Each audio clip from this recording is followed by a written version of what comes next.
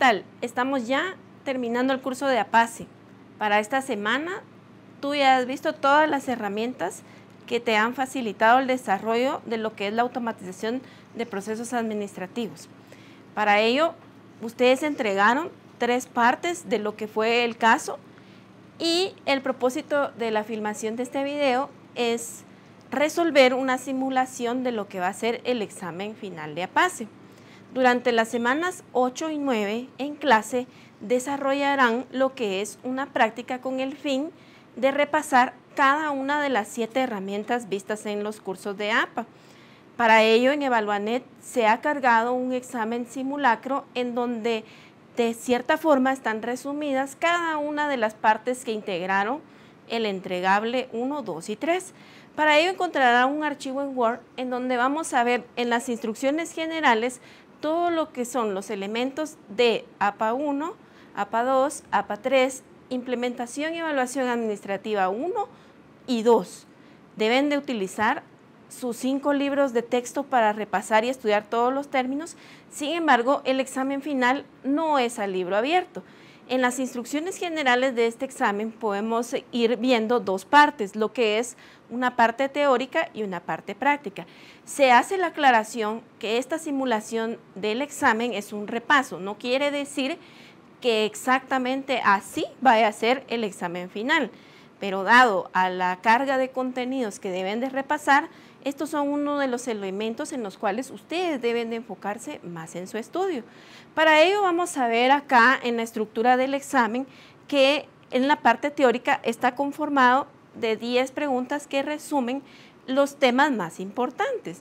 En estas preguntas podemos identificarlas y buscarlas en nuestros libros de APA 1, 2, 3, implementación 1 y 2, y estas preguntas van orientadas con los enfoques de los temas que aplicaron en cada una de las herramientas de los entregables, como por ejemplo los organigramas, como por ejemplo lo que fue el análisis FODA y las estrategias FODales, lo que es el diagrama de flujo de datos, lo que es nivel 0 Gain-Sarson, lo que es el diagrama de CPM-PERT, lo que es el retorno de la inversión, lo que es el análisis de flujo de efectivo y la auditoría de sistemas. Debemos de repasar cada uno de esos aspectos que implicaron la teoría de hacer dichas herramientas.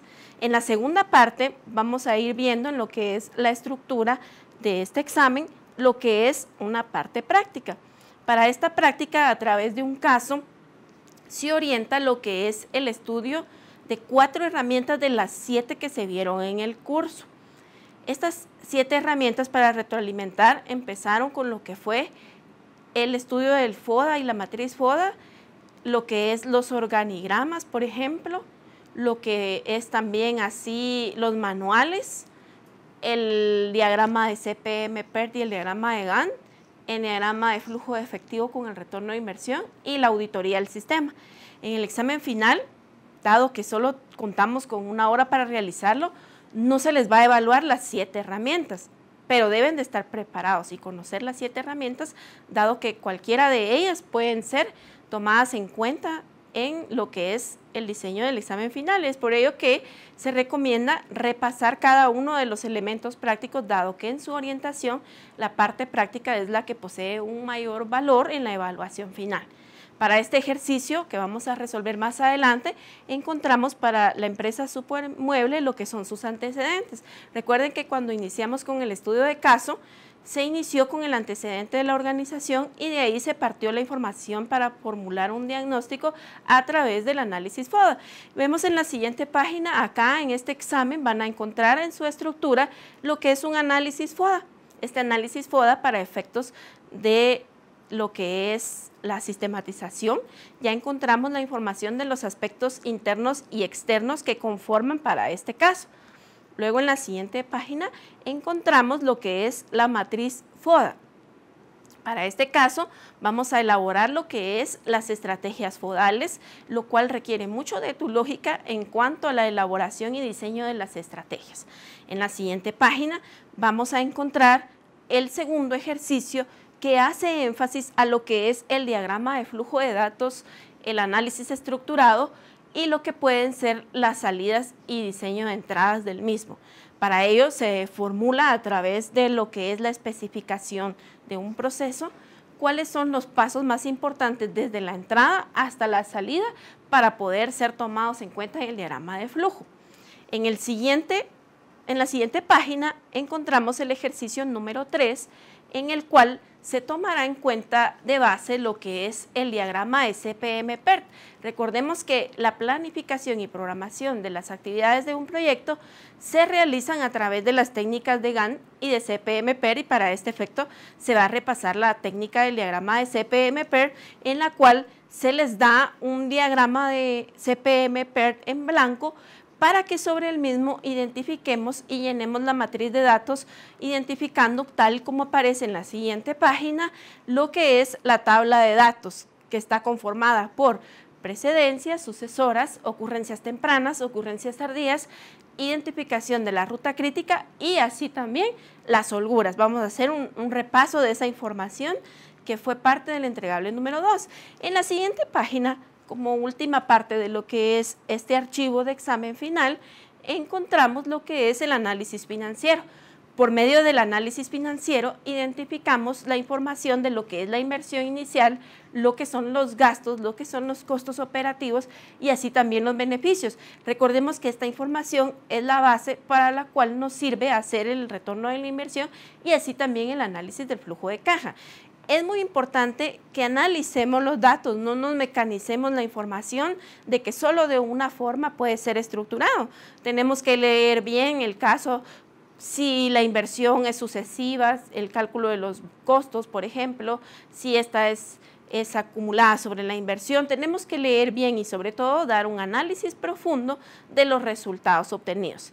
Es por ello que, dado la presentación de cómo está estructurado el simulacro del examen APACE, ahora vamos a resolverlo. Entonces, a continuación vamos a ver la resolución de lo que es cada una de las partes de este simulacro. En la solución del examen simulacro, recordemos que vamos a identificar cada una de las partes más importantes de los entregables. El objetivo de lo que es hacer esta simulación es aplicar cada una de las herramientas que fueron vistas en los cursos de APACE y que durante estos 2 años ustedes llevaron desde APA 1. Es muy importante que repasen todos sus libros de texto. En sus libros de texto ustedes encuentran toda esa información de base y así también en lo que es los talleres y videos que encuentran en Evalúanet. Para ello vamos a resolver como primer punto la parte de teoría de lo que es este examen. En la parte de teoría de esta simulación de examen, en su archivo encuentran 10 preguntas. En estas preguntas tenemos que, en la solución de la número 1, Pearson destaca a través de la pirámide organizacional que existen 3 niveles en una organización.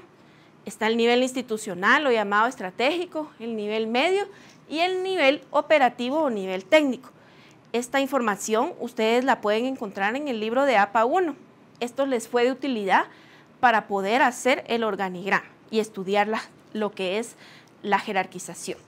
En la pregunta número 2 nos pide que indiquemos 3 principios. Los principios organizacionales también nos podemos referir en el libro de APA 1, en los primeros capítulos, y hay varios principios, ¿verdad?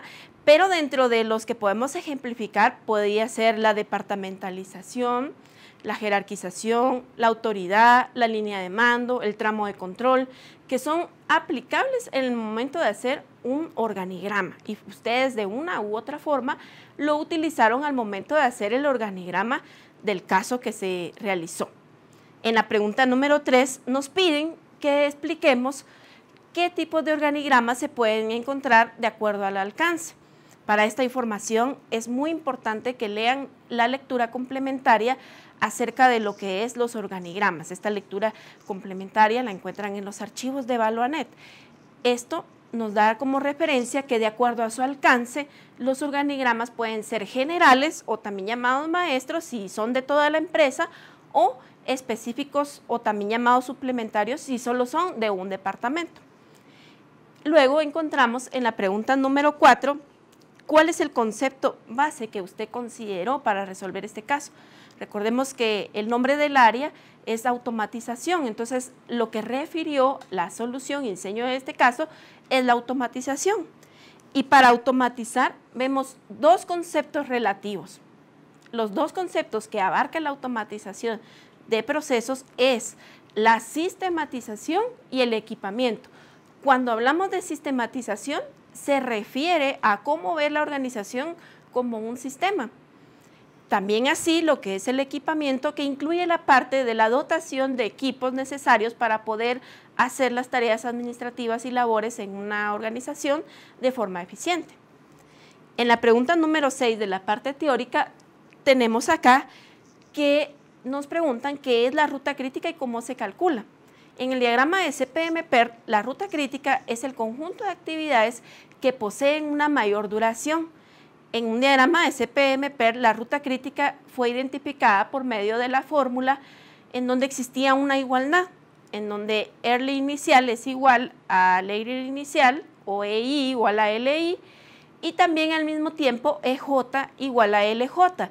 En esta ruta crítica vimos que también las actividades estaban ya bien determinadas.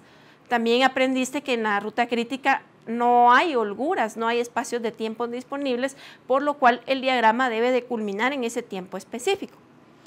En la pregunta número 6 del simulacro encontramos cuáles son los factores externos que una organización debe de aprovechar, que son influyentes. Para ello encontramos en el libro de APA 3 esta teoría y son las oportunidades. Debemos de reforzar todos esos elementos que conforman el FODA en su teoría y las estrategias fodales.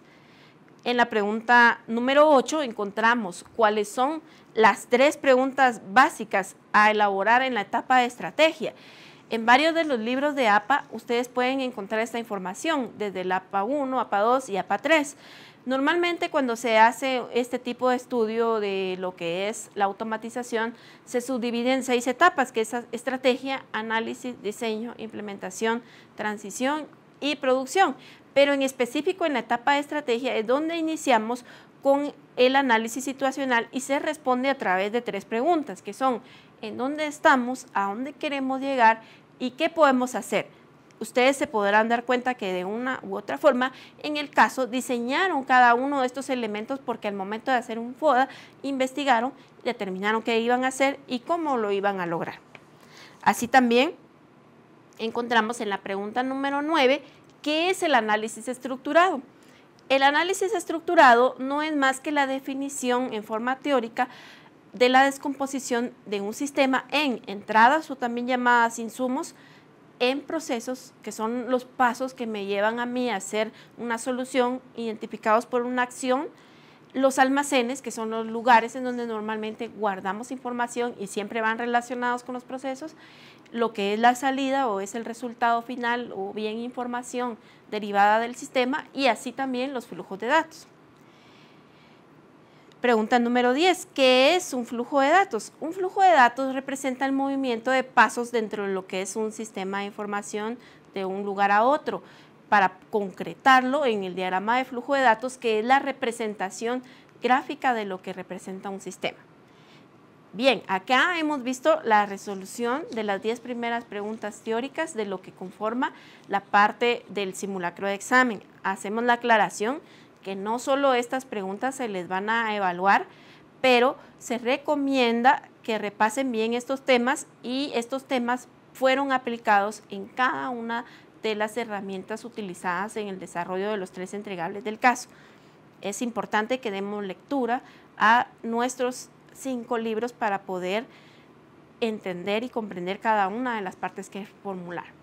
Ahora bien, vamos a ver el análisis de la parte práctica. Para ello, iniciamos con el análisis FODA. En el análisis FODA de este examen simulacro se les presentó en forma de antecedentes, en donde ya está determinada toda la información y para aspectos de resumir la información y sistematizarla, se les dio un cuadro en donde ya está el FODA realizado. Entonces, en el FODA realizado vemos los aspectos positivos por una parte. Recordemos que los aspectos positivos son las fortalezas y debilidades y los aspectos positivos internos, fortalezas y debilidades, y los aspectos externos, lo que son las oportunidades y amenazas. Entre los aspectos del FODA hay una parte que es interna y una parte que es externa, y hay una parte positiva y negativa. Eso era lo que quería explicarles. En la parte, lo que es aprovechable, podemos encontrar en aspectos positivos las fortalezas y también así las oportunidades. Entre lo que son aspectos negativos, problemas y algunas amenazas, podemos identificar debilidades y amenazas, siendo uno interno y el otro externo. En esta parte podemos identificar un ejemplo de factores positivos: la experiencia, la solidez, el personal, todo aquello que encontremos dentro de la organización como una fortaleza. Entre los aspectos externos que son aprovechables como una oportunidad, encontramos introducir nuevos diseños en el mercado de lo que son muebles para este ejercicio, encontramos nuevos sistemas de información, cualquier aspecto que queremos realizar a un futuro. Y entre los aspectos que encontramos como debilidades podemos identificar el desconocimiento, la carencia de un control de inventarios, la falta de un control de órdenes de producción y pedidos, falta de planificación, todo aquello que veamos como un problema interno. También así, entre aspectos negativos pero externos, encontramos las amenazas como lo es la situación global, económica, competitividad. A raíz de este análisis FODA, se les pidió que desarrollaran la matriz FODA. En la matriz FODA ya tenemos que identificar lo que son las variables FO, FA, DO y DA. Entonces ya se nos dio la estructura del FODA. ¿Qué debemos de hacer? Hacer parejas fodales en donde vamos a tomar en cuenta una fortaleza y la vamos a aprovechar con una oportunidad, en el caso de la estrategia FO. Y para este ejercicio se tomó una base que es la solidez, con la oportunidad de crecer más. Entonces acá se puede desarrollar una estrategia de desarrollo de nuevo mercado. Recordemos que las estrategias, de acuerdo a Porter, se dividen en varios grupos. Estudiemos eso también para lo que es el desarrollo de esta parte. Eso lo encontramos referido en el libro de automatización de procesos administrativos 3. Así también para la estrategia FA tenemos que considerar el uso de una fortaleza para evitar una amenaza. Entonces buscamos la fortaleza más sólida, más distintiva contra la amenaza que nos puede de cierta forma obstaculizar. En este caso se tomó el nivel de competitividad y se tomó de base uno de lo que es las partes más fuertes de esta organización, como lo es ser distribuidores directos y la solidez. Entonces, hacer una estrategia requiere de un análisis, requiere de lógica, en donde por medio de una oración determinamos cómo vamos a llegar a cumplir con dicho objetivo.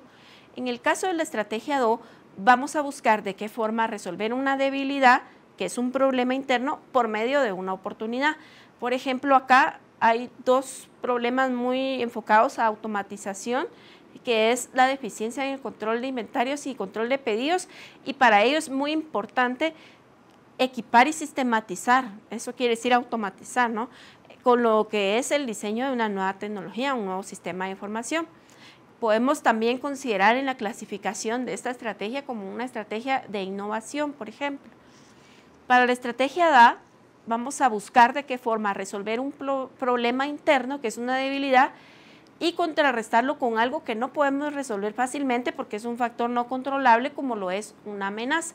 En este caso, vamos a buscar de qué forma resolver el problema, que sí podemos, para evitar que la amenaza pueda ser más contrarrestante, ¿verdad? Entonces, por ejemplo, acá tenemos varios problemas y uno de ellos es que no cuentan con un inventario. Entonces, para ello se tiene que tomar en cuenta esa solución de ese problema, y así esto no se vaya a ver afectado por el nivel de competencia. La forma de las ventajas competitivas pueden ser aprovechadas como una mejor atención, una mejor eficiencia, un mejor tiempo, un mejor control de entrega de los productos. Todo esto puede ser una ventaja competitiva, que acá no lo dice de esa forma, pero dice competencia. Entonces se debe de resolver lo interno para evitar ese problema a nivel externo, como otras empresas, por ejemplo.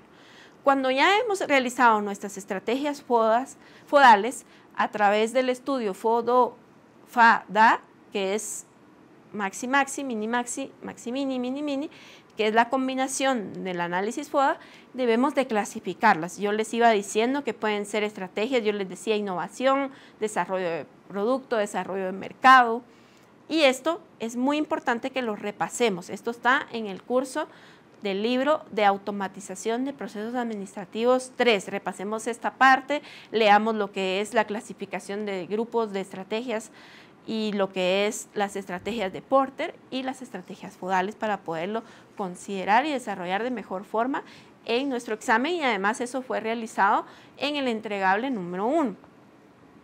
En el primer ejercicio queda resuelto a través de esta forma, y el segundo ejercicio ya nos pide que hagamos un diagrama de flujo de datos. Para hacer este diagrama de flujo de datos se nos dio a través de un párrafo la secuencia de qué proceso queríamos que se representara a través del diagrama de flujo de datos, que para este efecto fue el control de requerimientos de materiales para producción de diseño de muebles. En este caso, el empleado es la entidad que inicia todo. Tenemos que leer la información que nos dan en el ejercicio y sintetizarla, separar qué es entrada, qué es salida, qué procesos se identificaron, qué almacenes. Una clave acá es que la entrada es una entidad, no puede ser un objeto, por ejemplo, sino que es una persona o un departamento, por ejemplo. Para este efecto, el empleado, que es una entidad interna en la organización, comienza todo el proceso.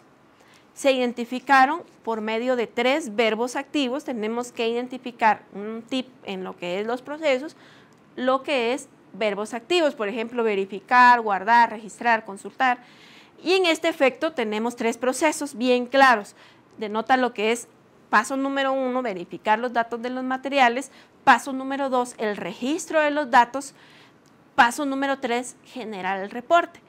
Cada uno de los procesos va a llevar, o puede que no, pero normalmente siempre que es un proceso, va a llevar un almacén de datos. ¿Qué son los almacenes de datos? De acuerdo a la simbología Gaines Sarson, recordemos que un almacén es el lugar en donde guardamos información. Tenemos que saber y conocer claramente la simbología que representa el diagrama de flujo de datos. Para este efecto se utilizará lo que es la simbología Gaines Sarson. Recordemos los símbolos: entrada, proceso, almacén, salida y flujo de datos, con los símbolos que vemos acá. Esa es la simbología estructurada para hacer un DFD. No confundamos las diversas simbologías ni los diversos diagramas. Aparte fuese si me dijeran haga un diagrama de procesos a través de un diagrama columnar. Ahí vemos otras simbologías que en el curso se aplicaron, como la ANSI, ISO 9000, simbología ASME, pero en este caso fue específico que nos pide el diagrama de Gaines Sarson. Entonces se grafica de esta forma. En este caso, verificar datos de materiales lleva un almacén de datos. El registro de materiales lleva 2 almacenes de datos. Leamos bien si el almacén ya está o es un dato repetido, por ejemplo, para utilizar el símbolo adecuado de almacén repetido. En el caso de generar reporte, como solo lo guarda, va hacia abajo, y el nombre que se utilizó para este efecto le pusieron data impresiones. También la información que es la salida va destinada, puede ser a una entidad interna o también puede ser a una entidad externa, puede tener una salida o puede tener varias salidas. Para este efecto, este ejercicio tiene 2 salidas, una a lo que es el empleado y una a lo que es a la sección de almacén. Cuando una salida es repetida, debemos de representarla a través del símbolo con un triángulo al final, como lo vemos acá. Otro paso bien importante es que los diagramas de flujo los vamos a dibujar de arriba hacia abajo, de izquierda a derecha. Tenemos que basarlo en el análisis estructurado, tenemos que definir cada uno de esos elementos, tenemos que enumerarlos. Vemos acá las flechas, son los flujos 1, 2, 3, hasta el flujo número 9. Y algo que se toma muy en cuenta en la calificación de esta parte es que coincidan los datos con los elementos que le fueron dados, las reglas de diagramación, la estética y diseño de lo que es el diagrama, el uso de las simbologías, y a través de este ejemplo podemos ver la solución del diagrama de flujo de datos. Y también en el ejercicio nos pidieron que analizáramos cada uno de sus elementos, que es en teoría definir cada uno de las entradas, de los procesos, de los almacenes, de las salidas y flujo de datos. Si en algún momento nos dicen el diseño de lo que es la salida, tenemos que saber y considerar cuál es la salida. Por ejemplo, la salida es información. En este caso podría ser un reporte de las materias primas existentes. Y recordemos que en los formatos de salidas tenemos que considerar el diseño de la salida, los datos que va a obtenerse, el resumen de la información que se utilizaría, por ejemplo, los datos de materiales, su descripción, la fecha, la cantidad existente, el total, el precio, y entre los formatos también se califica lo que es la parte de diseño de forma y de fondo, en donde se incluye un encabezado, un pie de página, para efectos de lo que es la representación de la información en las salidas. En el ejercicio siguiente, que es el ejercicio 3 a considerar en este examen simulacro, vemos lo que es el diseño del diagrama de CPV-PERT. Para este efecto el diagrama ya está dado y únicamente sobre el mismo debemos hacer el cálculo de ocurrencias tempranas. ¿Cómo se diseñaba el cálculo de ocurrencias tempranas? Recordemos, se suma desde el comienzo hacia adelante, de arriba hacia abajo, y ¿qué es lo que se suma? El inicio, que es 0, más en este caso el tiempo de 2. Eso va a representar mi ocurrencia temprana final. La misma temprana final es la inicio de la siguiente actividad. En este caso para B es de 2, más 10 terminaría en 12, más 4 terminaría en 16, más 5 terminaría en 21, más 5 terminaría en una ocurrencia temprana final de 26. Así nos vamos hacia abajo. Vemos que E empezó el mismo día que A, comenzó en 0, más 3 termina en 3. Acá ya no hay más actividades sobre esa ruta, nos vamos hacia abajo y F comenzó en 0, más 2, 2. Vemos acá que E y F están unidas con una línea ficticia, una actividad ficticia, y dan comienzo a G. Se comienza con el mayor de los tiempos, que fue 3, más 2, 5, más el tiempo de H, que es 1, 6, más 4 el tiempo de I, 10, más 4 el tiempo de K. Tenemos una ocurrencia temprana final a esa ruta de 14. Para J, que dio comienzo en la actividad H, esta comenzó en 6 más 1, termina en 7. Tanto lo que es J como I están unidas a través de una actividad ficticia para comenzar la actividad K, y como podemos ver, las reglas de diagramación siempre se comienza con la actividad que posee un mayor tiempo transcurrido. Acá tenemos 10 más 4, 14. Siempre un diagrama de CPM-PERT debe de cerrarse en su diseño para que este no quede abierto, y por ello es que vemos una línea ficticia trazada de la actividad K a la actividad L con un tiempo de fin de 26.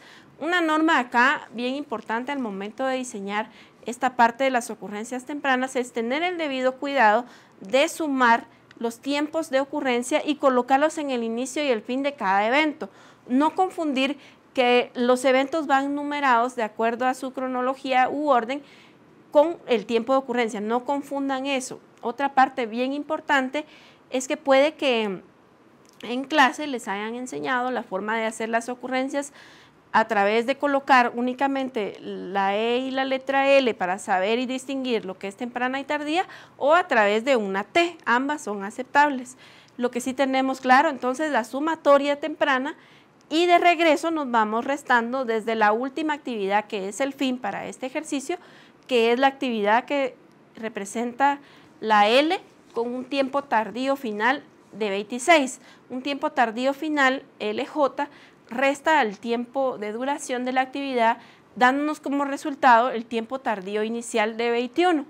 Vamos restando hacia atrás y tenemos un tiempo tardío inicial para D de 16, el cual restando de 4, esto va al revés, nos da un tiempo tardío inicial de 12 para C, menos 10, un tiempo tardío inicial de B de 2, menos 2, 0. ¿Por qué esta línea está marcada con un color rojo y una doble línea? Porque esto es una actividad de la ruta crítica. Todas estas actividades conforman la ruta crítica, que es el conjunto de actividades que poseen una mayor duración y donde se cumple con el criterio de igualdad, que acá lo podemos ver bien representado. Un error a veces muy común que cometen algunos estudiantes es que todo el diagrama lo colocan como actividades críticas, porque al momento de ver una ficticia no toman el tiempo que viene de la ficticia, sino que vuelven a igualar el tiempo final de la actividad, y debemos de respetar lo que es la diagramación en cuanto a las ficticias. No pueden haber más de una ruta crítica. La ruta crítica no puede estar, por ejemplo, unida con líneas ficticias y tener una ruta crítica acá, otra acá. No, solo es una, es continua. Puede estar arriba, puede estar abajo, en medio, dependiendo del tiempo. Eso es lo que va a mandar o coordinar la determinación de la ruta crítica. El tiempo de disponibilidad, el mayor tiempo transcurrido, el conjunto de todas esas actividades que en su mayoría suman más tiempo, las actividades determinísticas que vemos que no se pueden prolongar más, que ya están definidas. Luego vemos estas, por ejemplo, acá K, que está unida con ficticia hacia L, que terminó en 26, trasladando ese tiempo tenemos una ocurrencia tardía final de 26, acá ya no hay igualdad, y al restar 26 menos 4 tenemos un tiempo tardío inicial de 22. Acá vemos claramente que no cumple con el criterio de una actividad crítica, por lo tanto es una actividad que no corresponde a la ruta crítica y va a poseer un tiempo de holgura.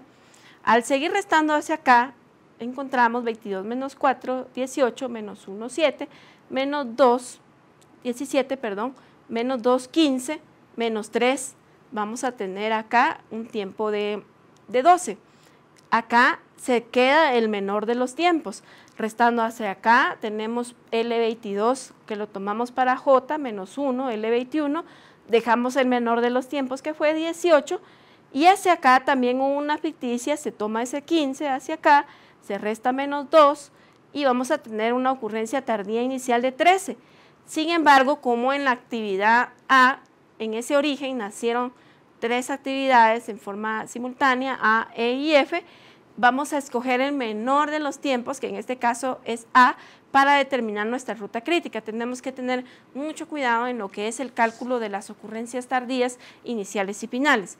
Posterior a haberlo dejado plasmado en el diagrama, debemos de llenar la matriz bajo las fórmulas EJ es igual a EI más tiempo, LI es igual a LJ menos tiempo y tener el cuidado de diseñar y trasladar los datos que fueron tomados en el diagrama en forma correcta en la matriz, en lo que es LI para las actividades que normalmente vemos que quedaron varias en un mismo evento, a veces a algunos se les dificulta y no saben cuál de todos estos tardíos tomar. Por ejemplo, 15 menos 3 vamos a tener que va a tener una ocurrencia tardía inicial de 12, pero F, 15 menos 2 va a tener una ocurrencia tardía inicial de 13.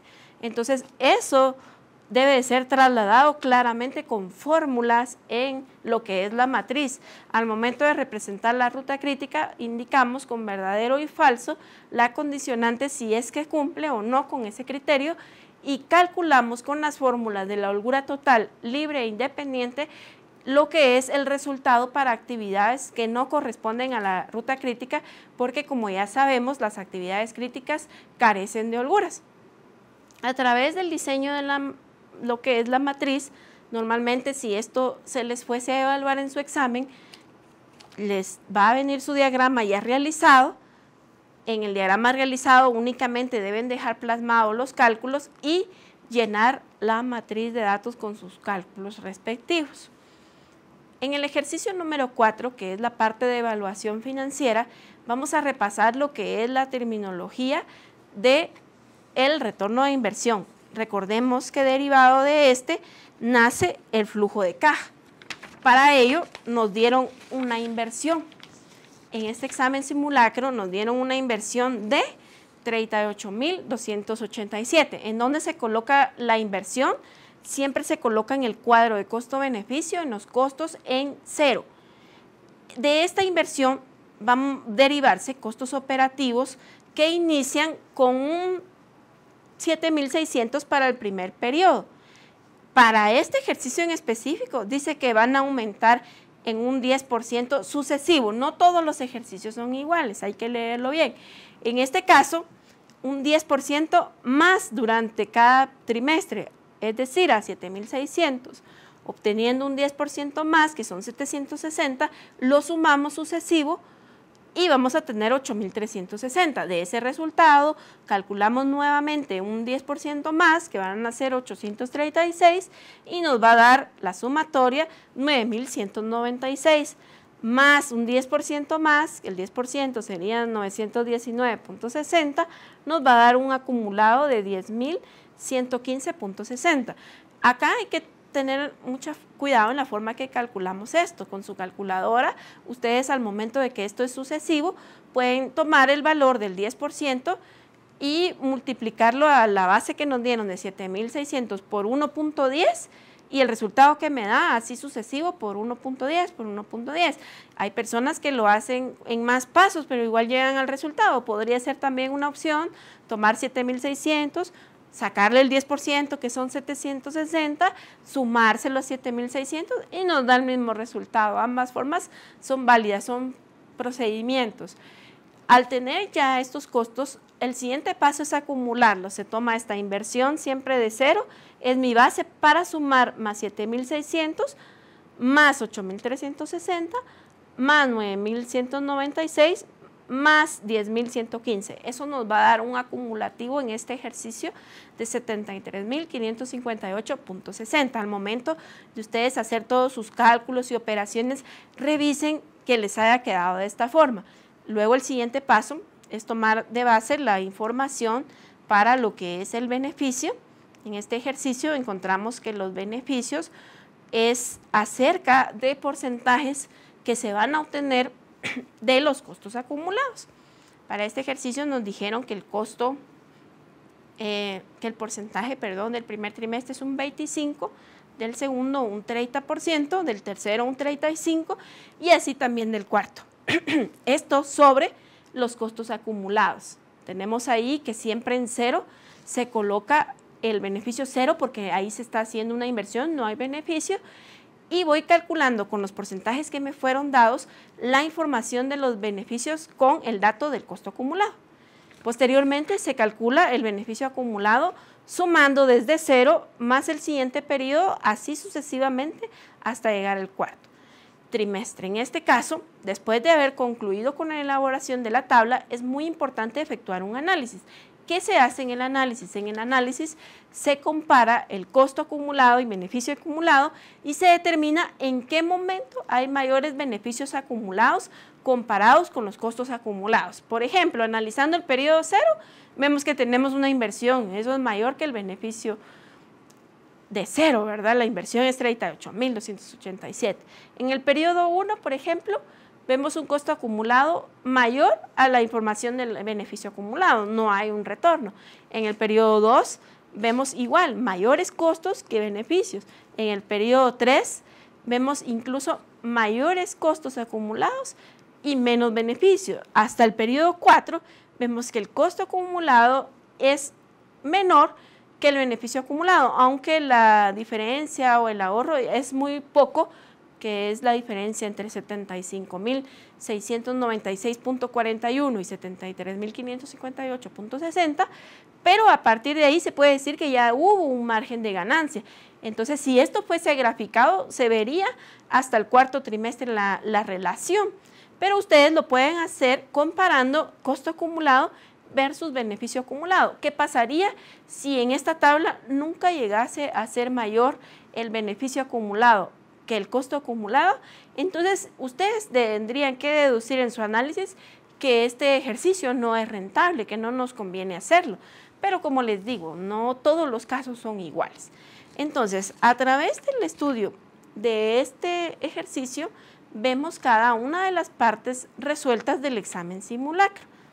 Es bien importante que repasemos también en la parte financiera el flujo de caja. Esto solo es una simulación, no quiere decir que únicamente estos aspectos van a venir en el examen final, pero es muy importante que los tomen en cuenta a través del diseño de ejercicios y ustedes pueden repasar con los ejercicios que están cargados en Evaluanet de cada tema y videos, dado que en el examen final en su mayoría se evaluará la parte práctica a través de las herramientas que fueron aplicables en el curso de APACE. Esperamos que cada una de estas herramientas haya servido para lo que es el diseño de la solución de un problema administrativo que se puede aplicar en cualquier organización. Con esta base culminan lo que es la parte del nivel técnico de la licenciatura que están estudiando ustedes acá en el programa IDEA. Esta referencia o esta base es muy útil para cuando ustedes lleguen al área de especialidad y es por ello que en el diseño de examen final se toma en cuenta la evaluación de cada uno de la aplicación de sus conocimientos en estas herramientas, las cuales le fueron de utilidad para resolver los 3 entregables del caso. Gracias por su atención y para cualquier duda estamos para servirles.